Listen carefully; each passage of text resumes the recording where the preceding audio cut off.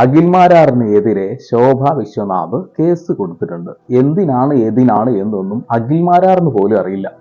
കാരണം എന്താണെന്ന് നമുക്കറിയാം. അതായത് ബിഗ് ബോസിലെ ചില ആളുകൾ, ചില കോണ്ടസ്റ്റൻസ്, ചില ആളുകൾ കിടന്നു കൊടുത്തു എന്ന് പറയുന്നു. ചില ആളുകൾ അവർക്ക് കിട്ടുന്ന പ്രതിഫലത്തിന്റെ പകുതി നിങ്ങൾക്ക് തരാം, എന്നെ അവിടെ നിലനിർത്തൂ എന്ന് പറഞ്ഞുകൊണ്ട് കയറിയ ആളുകളുണ്ട്. അപ്പൊ കഴിഞ്ഞ സീസണിനെ കുറിച്ച് മാത്രമല്ല അഖിൽമാരാർ സംസാരിച്ചത്. അതായത് ഒരുപാട് സീസണിൽ ഈ ഒരു സംഭവങ്ങൾ നടന്നിട്ടുണ്ടാവാം, ഇങ്ങനെ നടന്നിട്ടുണ്ടാവാം എന്ന് വ്യക്തമായിട്ട് തന്നെ അദ്ദേഹം ഈ പല ലൈവുകളിലും പറഞ്ഞിട്ടുണ്ട്. അപ്പോൾ ശോഭയാണ് ഒരു പക്ഷേ ഈ ഒരു വിഷയത്തിൽ കൂടുതൽ പ്രതികരിച്ചത്.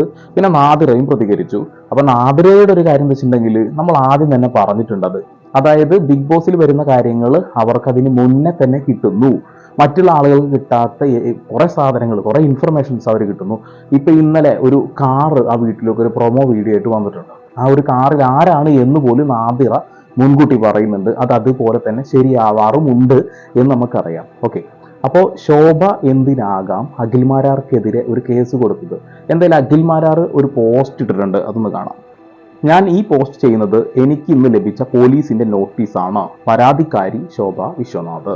അന്വേഷണ ഉദ്യോഗസ്ഥനോട് ആവർത്തിച്ച് പല പ്രാവശ്യം ചോദിച്ചിട്ടും ഞാൻ ചെയ്ത കുറ്റം എന്താണെന്ന് അവർ പറയുന്നില്ല. കാരണം എന്താണെന്ന് വെച്ചിട്ടുണ്ടെങ്കിൽ ഒരു സ്ത്രീ ഒരു പരാതി കൊടുത്തിട്ടുണ്ടെങ്കിൽ എത്ര CRPC സെക്ഷൻ 153 പ്രകാരം കണ്ണും പൂട്ടി കേസ് എടുക്കണത്രേ. അപ്പൊ എന്താണ് ആ കേസ്, എന്താണ് ആ കാര്യം എന്ന് അന്വേഷിച്ചാൽ അവർക്ക് പറയാനുള്ള ബുദ്ധിമുട്ടുണ്ട് എന്നുള്ളതാണ്. അപ്പൊ അയാൾക്കെതിരെ പോക്സോ കേസും കൂടി കൊടുത്തിട്ടുണ്ട്. എനിക്കെതിരെ പോക്സോ കേസ് എടുക്കണമെന്ന് പറഞ്ഞ് ചൈൽഡ് വെൽഫെയർ വഴി കമ്മീഷണറുടെ ഓഫീസിൽ മറ്റൊരു കേസും കൊടുപ്പിച്ചു. ഞാൻ കുട്ടികളെ തല്ലുമെന്ന് പറഞ്ഞു. നാളിതുവരെ അദ്ദേഹം തൻ്റെ മക്കളെ ഒന്നും നോവിച്ചിട്ടില്ല എന്നാണ് അദ്ദേഹം ഈ ഒരു പോസ്റ്റിലൂടെ പറയുന്നത്.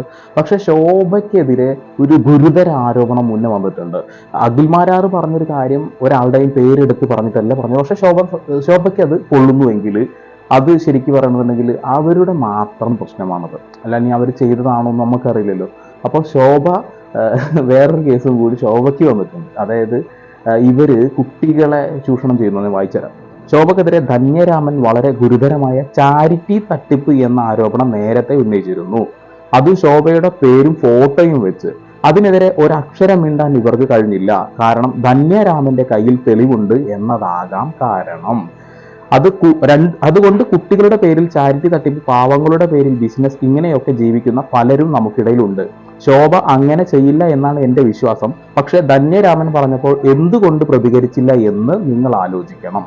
അതായത് അഖിൽമാരാറിന്റെ ഒരു പ്രത്യേകതയാണ്. അതായത് ഒരു കാര്യം പറയുമ്പോൾ അത് കൃത്യമായ ഒരാളെ കൊള്ളുന്നുണ്ടെങ്കിൽ പോലും നിയമപരമായി പോകുമ്പോൾ ആയിരിക്കാം എന്ന ഒരു വാക്കുകൾ വരുന്നത് കൊണ്ട് അദ്ദേഹത്തിന് നൂരിപ്പോകാം.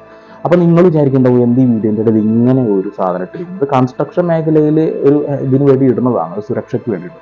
അത് ഞാൻ ഇടാനുള്ള കാരണം വെച്ചിട്ടുണ്ടെങ്കിൽ ചിലപ്പോൾ നമ്മൾ പറയുന്ന കാര്യങ്ങൾ, ഇൻഫർമേഷൻസ് പല ആളുകൾക്കും പല രീതിയിൽ കൊള്ളാറുണ്ട്. ചില ആളുകൾ കമന്റ് ബോക്സിലൂടെ കയറിയായിട്ട് അത് കുറെ പറയാറുണ്ട്. ഇപ്പോൾ ശോഭയുടെ PR വർക്ക്സ് അവരെ സപ്പോർട്ട് ചെയ്യുന്ന ആളുകൾ കല്ലെറിയുമ്പോൾ കട്ടണ്ടായി എന്ന് വിചാരിച്ച് മാത്രമാണ് ഇങ്ങനെ എടുത്തോ, വേറെ ഒന്നും വിചാരിക്കേണ്ട. ഓക്കെ, 3 പെൺകുട്ടികൾ പരസ്യമായി ഞാൻ പറഞ്ഞതിന് അനുകൂലിച്ച് രംഗത്ത് വന്നു. മറ്റു മത്സരാർത്ഥികളും ശ്രീലക്ഷ്മി അറക്കലിനെ പോലെയുള്ള ചിലരും ഈ നമ്മൾ പറഞ്ഞ കാര്യങ്ങളൊക്കെ ശരിയാണ്, അഖിൽമാരാർ പറഞ്ഞ കാര്യം ശരിയാണ് എന്ന് ശരിവെക്കുന്ന രീതിയിൽ സംസാരിച്ചു.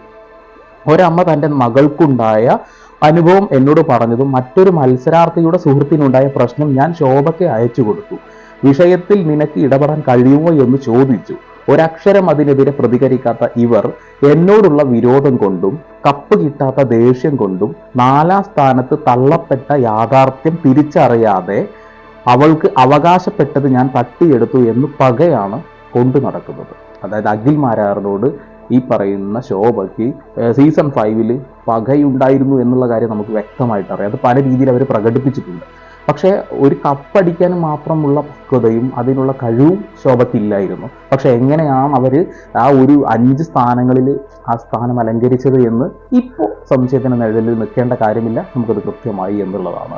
കാരണം ഒരാൾ പോലും കംപ്ലൈൻറ്റ് കൊടുക്കാത്ത ഒരു വിഷയം, ശോഭയുടെ പേര് എവിടെയും ഉന്നയിക്കാത്തിടത്തോളം അവർ എന്തിനാകാം ഇങ്ങനെ ഒരു കള്ള കേസ് അഖിൽമാരാർക്കെതിരെ കൊടുത്തത് എന്ന് നമുക്ക് നോക്കേണ്ട കാര്യമൊന്നുമില്ല.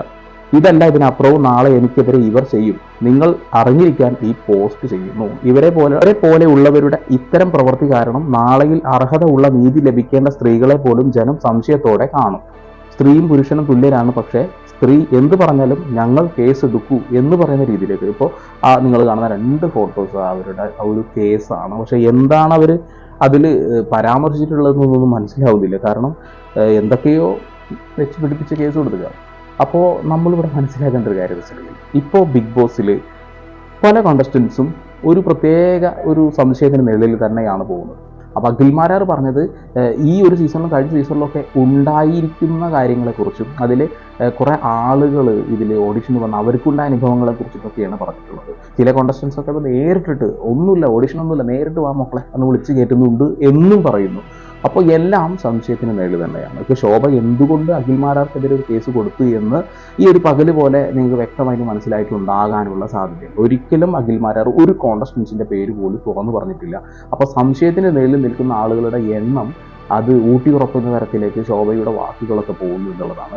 ശോഭയ്ക്കെതിരെ ഒരു തരത്തിലുള്ള പ്രശ്നമില്ല, ശരണയ്ക്കെതിരെ ഒരു തരം പ്രശ്നമില്ല.